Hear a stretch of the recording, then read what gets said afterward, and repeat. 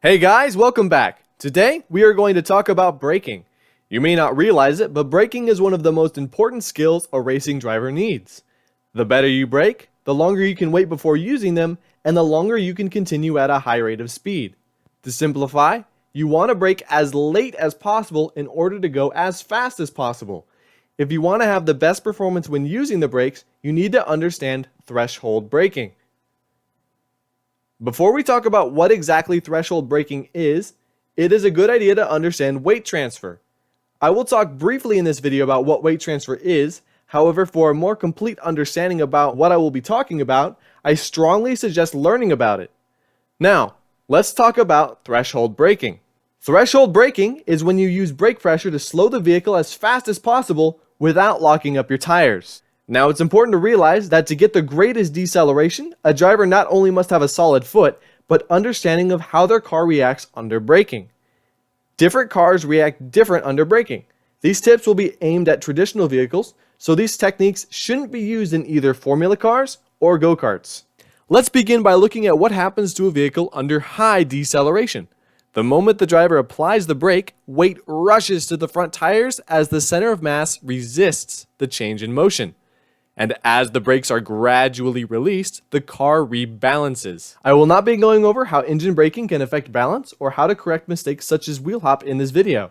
If you want me to make a video on a specific subject, be sure to leave the suggestion in the comments as always. Now, before I talk about how to threshold brake, I should mention a few things to avoid. You never want to lock up your tires or cause instability. When you lock up a tire, not only do you lose a significant amount of grip, you lose complete control of the directional force the tire could have given you. In layman's terms, if you lock up the front tires, you will have lost all steering input and likely will be going in whatever direction you were headed before you braked. Be that a wall, or dirt, or maybe even a bigger wall. Now, instability when racing can also be very scary and dangerous to deal with for many reasons. At high speed, you may just ruin your underwear. Or you could lose complete control, which would end in much bigger consequences. But if you are entering a turn, not only is the car harder to control, but you may lock up your front or rear tires when you brake. If you recall what happens when you lock up a tire, you really want to try and avoid that situation. So, how can we maximize braking potential? Well, the easiest way to look at braking is by splitting the braking into 3 zones: initial braking, threshold braking, and trail off. All 3 zones are equally important, and unless you have a good understanding of each section, you won't have the best braking possible.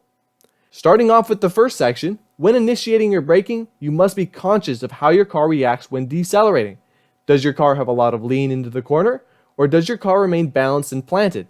Your car's initial weight transfer will decide how quickly you initiate your braking. When beginning to brake, you should roll onto the pedal in a manner that transfers the weight without locking up your front tires or destabilizing the car.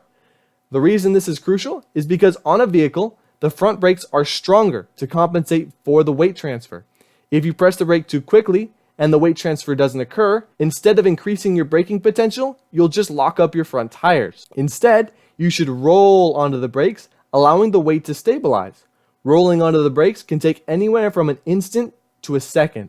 The time this transfer takes is dependent on how long it takes your vehicle to transfer weight from the rear tires to the front tires. Now that the car has gone through weight transfer and is stabilized, it's time to begin threshold braking. This is where you attempt to slow the car as fast as possible without destabilizing the car or locking up any of your tires.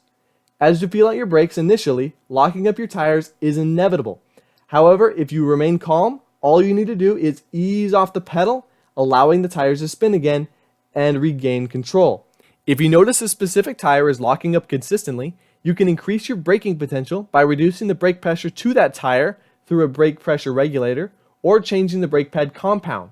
Now that the car is slowed to a speed that you desire, you can release the brake. However, like when you initially press the brake, you need to be cautious about how quickly you do this.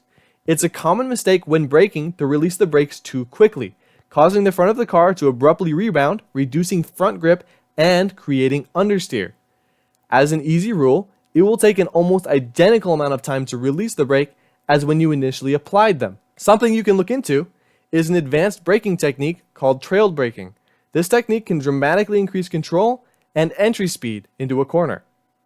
I have made a video on trail braking, and I will leave it in the end card and description for those of you who are interested. As always, if you have any questions, be sure to ask in the comments, and I will either feature you in a video or answer your questions directly. See you next time, guys!